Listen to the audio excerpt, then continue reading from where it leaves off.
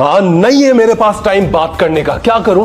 काम धंधा छोड़कर बस तुमसे बात करता रहूं। बात करने के लिए तरसी हूँ, तुम याद रखना, आवाज सुनने के लिए भी तरसोगे। मैं जब भी देखता हूँ ना, पूरे दिन फोन पे अपने घर वालों से बात करती रहती हो। घर वालों से बात करने के अलावा तुम्हारे पास और कुछ काम नहीं है? मैं इस घर का पूरा काम अकेले करती हूँ, ये किसी को नहीं दिखता। मैं चाहे भूखी रहूं चाहे बीमार पड़ूं, इससे किसी को फर्क नहीं पड़ता। लेकिन थोड़ी देर अपने घर वालों से क्या बात कर लूं, इससे सबको प्रॉब्लम हो जाती है। तो बात करे। हम बेटियों की ससुराल में कोई कदर नहीं करता। कहते हैं चली गई तो दूसरी ले आएंगे। मायके वाले तो पहले से ही पराया धन बोल चुके हैं। ये बात तो सच है, जिस दिन इंसान दुनिया से चला जाता है ना, सिर्फ उसी दिन वो सबको अच्छा लगता है। बुरी दुनिया, बुरी नियत, बुरिया नजरा वाले लोग। इस घर के लोग चाहे तुम्हें कुछ भी बोलते हो, पर मैं तो कुछ नहीं बोलता ना। आप कुछ नहीं बोलते हो, इसलिए तो कोई भी मुझे कुछ भी बोल के चला जाता है। मुझको यूं जल्दी भुला लोगे तुम, जब गैरों से नजरे में। नसीब खराब था मेरा, जो मेरे घर वालों ने तुमसे मेरी शादी करवा दी।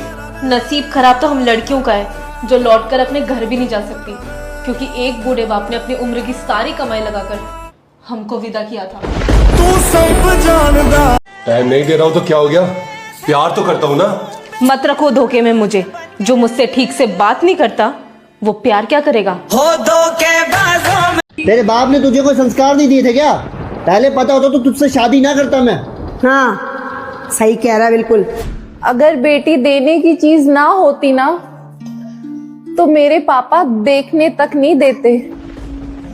शादी तो दूर की बात है।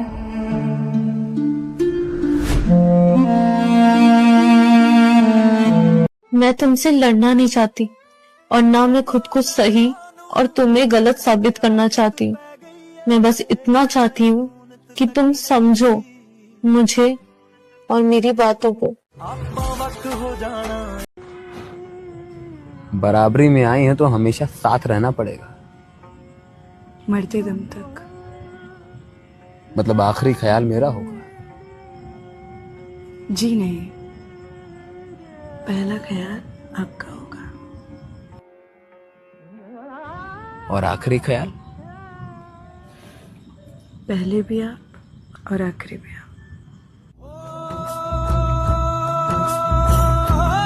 माफी मांग ली है मैंने, पर तुम भी ना बस पुरानी बातों को हमेशा लेके बैठी रहती हो। देखो, किसी से प्यार करते हो ना तो कभी उसका दिल मत दुखाना, क्योंकि जैसे दीवार से कील निकालने के बाद उसमें एक छेद रह जाता है ना, ठीक उसी तरह किसी का दिल दुखाने के बाद चाहे 1000 बार माफी मांग लो, उसके दिल में एक छेद रह ही जाता है।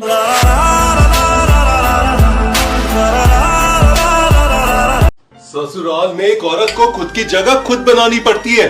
अब इसमें बीच में मैं कर ही क्या सकता हूँ? ससुराल में पत्नी की इज्जत और बेइज्जती का कारण सिर्फ और सिर्फ उसका पति होता है। अगर पति साथ दे तो पत्नी रानी की तरह रहती है, और अगर पति साथ ना दे तो पत्नी नौकरानी बनकर रह जाती है। एक तो दवाई ठीक से लेती नहीं हो, और फिर पूरा दिन काम नहीं करने के बहाने बनाती रहती हो। ये ससुराल भी कितना अजीब होता है ना। अगर बेटा बीमार हो जाए तो दुख होता है, लेकिन बहू बीमार हो जाए तो ड्रामा लगता है। अपने दिल से मेरा। शादी से पहले जो लड़की सबके सामने आंखें झुकाकर रहती थी, शादी के बाद ऐसा क्या हो जाता है कि वो सबको आंखें दिखाती है? एक सवाल था मेरा तुमसे, अगर हिम्मत है तो जवाब देकर दिखाओ। शादी के बाद एक दामाद को उसके ससुराल में कुछ कह दिया जाए तो वो सारे रिश्ते खत्म कर देता है, लेकिन शादी के बाद एक बहू को उसके ससुराल में चाहे कितनी गालियां दी जाए, फिर भी वो किचन में खड़े होकर सबके लिए खाना बना रही होती है। बताओ ऐसा क्यों होता है? अपने दिल से मेरा हक मिटा। अगर तुम्हें बहन का दिया हुआ गिफ्ट पसंद नहीं आया तो तुमने उसको सच क्यों नहीं बोला? आजकल सबको झूठ बोलने वाले लोग ही पसंद आते हैं। ज्यादा सच बोलने से अक्सर अपने लोग नाराज हो जाते हैं। जो हमें नहीं समझते उन्हें बदलना या समझाना बेकार की बात है। और वैसे भी कभी कभी रास्ते नहीं, खुद को बदल लेना ही बेहतर होता है।